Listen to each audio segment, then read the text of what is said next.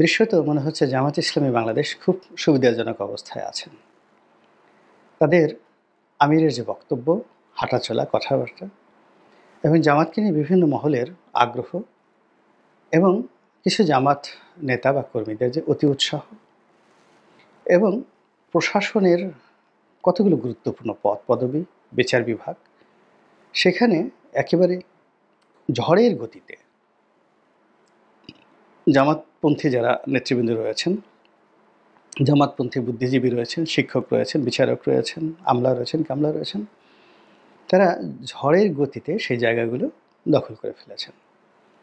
আপাত দৃষ্টিতে মনে হতে পারে যে এটা একটা বিশাল বিজয়, অসাধারণ একটা বিজয় এবং জামাত ক্ষমতায় চলে আসবে এবং সেভাবেই জামাতের যে আমির, তার সাক্ষাৎকার ছাপা হচ্ছে, তাকে নিয়ে বিভিন্ন মহলে উৎসাহ দেখা দিচ্ছে এবং জামাত কতগুলো নন ট্র্যাডিশনাল কাজকর্ম করছে এবং যে জিনিসগুলো অতীতে কখনোই দেখা যায়নি সেই জিনিসগুলো দেখা যাচ্ছে।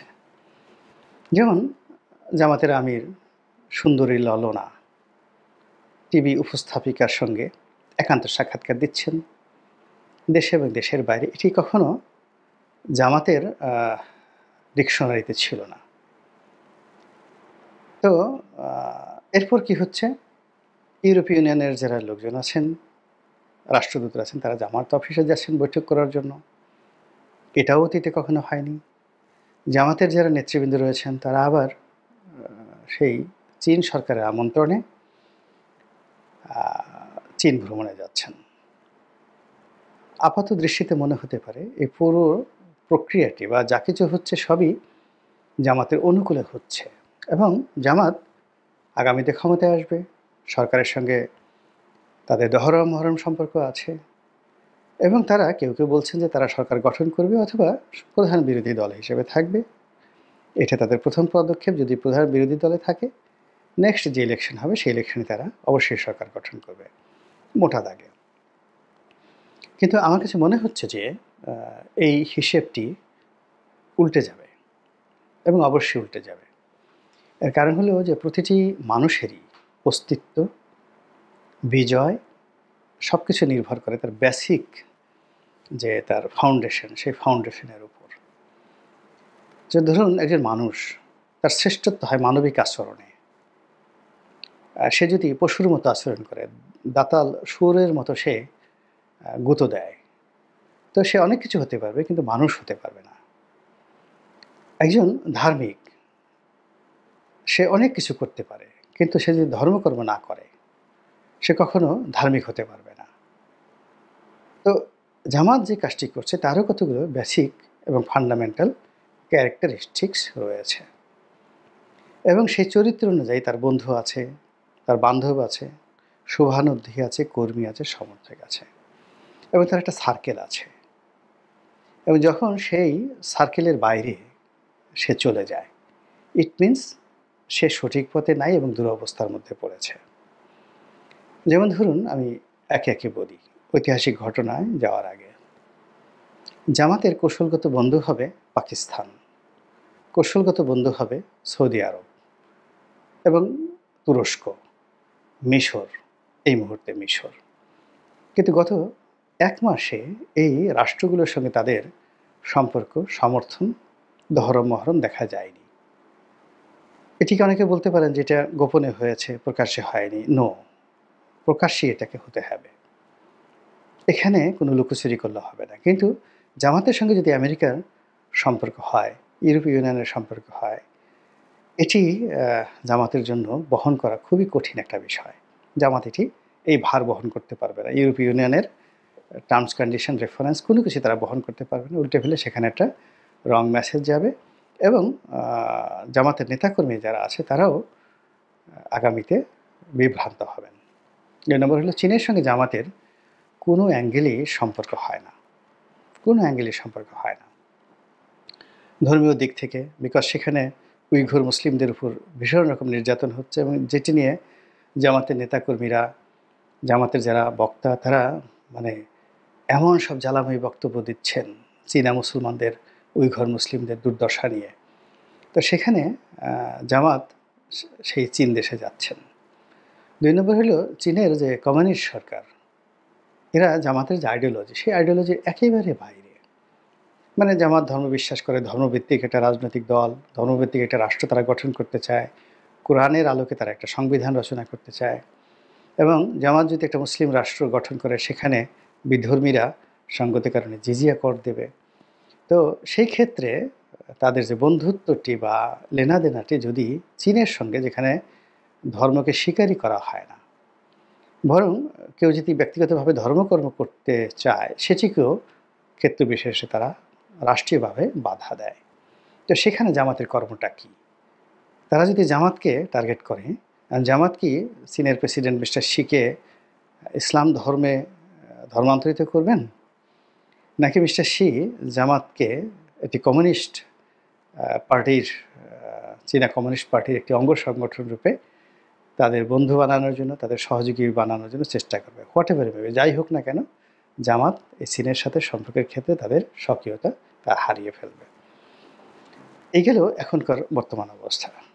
দ্বিতীয় যে সমস্যাটি, সেই সমস্যাটি হলো, আমরা সেই মদন কুমার এবং মধুবালার নাটক কবি জসীমউদ্দিনের যারা পড়েছেন তারা খুব ভালো করে জানেন যে মদন কুমারের জন্মের পর দীর্ঘদিন তাকে আলোর বাইরে রাখা হয়েছিল, অন্ধকারে রাখা হয়েছিল একটা ঘরে। এর কারণ হলো, বলা হয়েছিল যে সে যদি সূর্যের আলো একটা নির্দিষ্ট বয়সের আগে দেখে তাহলে সে উন্মাদ হয়ে যাবে। তো যাই হোক, তো একদিন সে যখন সূর্যের আলোর দেখা পেল এবং ঘরে যখন তার কাজের লোক ছিল না, গার্ড ছিল না, তখন সেখান থেকে সে বের হয়ে আসলো, সে পাগল হয়ে গেল।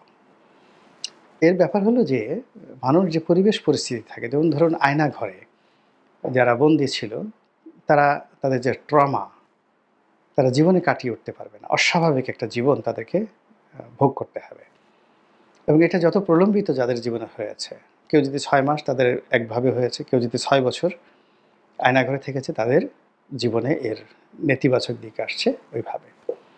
তো জামাতের ট্রমা হলো, জামাতের প্রথম সারির যত নেতা তাদেরকে আওয়ামী লীগ নির্যাতন করেছে, জুলুম করেছে, অনেকে ফাঁসিতে ঝুলিয়েছে এবং গত বলতে গেলে 2012 থেকেই জামাতকে রীতিমতো আন্ডারওয়ার্ল্ডে পাঠিয়ে দিয়েছে। তো 12 থেকে 24 মানে প্রায় 13 বছর কন্টিনিউয়াসলি, আর যদি অন দ্য লং রানে বলেন 15 বছর জামাতকে পালিয়ে থাকতে হয়েছে, ভয় পেতে হয়েছে। থানা, পুলিশ প্রশাসন তারা কখনো বুক ফুলিয়ে চলতে পারেনি এবং 15 বছর এভাবে নির্জীব থাকতে থাকতে তাদের মাসেল, তাদের পেশি, তাদের চিন্তা শক্তি, তাদের রুচি, তাদের খাদ্যাভ্যাস, তাদের চিন্তা চেতনা সব কিছুর মধ্যেই একটা পলায়ন পর একটা মনোভাব, একটা মনোবৃত্তি তাদের তৈরি হয়ে গেছে। এখান থেকে বের হয়ে উন্মুক্ত ময়দানে হাঁটাচলা করতেই তাদের 1 বছর সময় দরকার ছিল। কোনো কথা না, যা শুধু তারা এই 15 বছর যে পালিয়েছিল, লুকিয়েছিল, তারপরে পুলিশ দেখলে দৌড়ে পালিয়েছে, এটাকে স্বাভাবিক করার জন্য লেফট রাইট আর্মির কায়দায় এটাকে 1 বছর শুধু তাদেরকে লেফট রাইট করা তাদের জন্য ফরজ ছিল। কিন্তু সেই কাজটি তারা করেনি বা সেই সুযোগ তারা গ্রহণ করেনি। তারা প্রথম দিন থেকেই, একেবারে ফার্স্ট ডে থেকেই পলাতক অবস্থা থেকে বের হয়ে সেই আগস্ট মাসের 5 তারিখ থেকেই অ্যাজ ইফ তারা যুদ্ধের ময়দানের প্রথম কাতারের তারা সোলজার বা যোদ্ধা হিসাবে প্রতিপক্ষের সঙ্গে লড়াইতে নেমে গেছে। সেটা কার সঙ্গে? বিএনপির সঙ্গে। বিএনপির উপর জুলুম অত্যাচার হয়েছে, বিএনপির অনেক লোক পালিয়ে থেকেছে, কিন্তু বিএনপির একটা বিরাট অংশ কিন্তু জামাতের মতো ছিল না। লক্ষ লক্ষ নয়, কোটি কোটি বিএনপির নেতাকর্মীরা আওয়ামী লীগের সঙ্গে ফাইট করে, মামলা মোকদ্দমা ভোগ করে তারা প্রকাশ্যে সমাজে ব্যবসা করেছে, বাণিজ্য করেছে, অনেক ক্ষেত্রে মারামারি কাটাকাটি করেছে। এখন জামাত কি করলো? এই যে একটা অবস্থা থেকে বের হয়ে তাদের সংখ্যা লঘিষ্ঠ সদস্যদেরকে নিয়ে বিএনপির সঙ্গে সরাসরি বিরোধে জড়িয়ে পড়ল।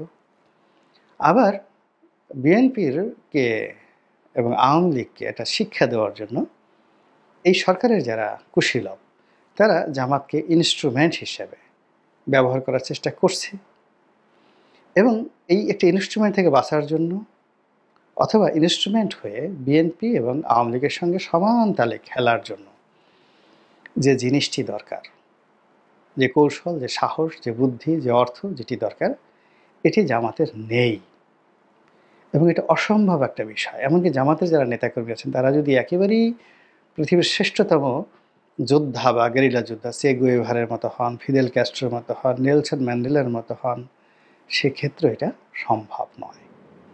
ফলে কি হলো, এই অল্প সময়ের মধ্যেই তাদের যে স্ট্রেংথ ছিল, তাদের যে সততা ছিল, তাদের যে নেম ছিল, ফেম ছিল এবং তাদেরকে নিয়ে মানুষ কখনোই কটূক্তি করতো না, তাচ্ছিল্য করতো না।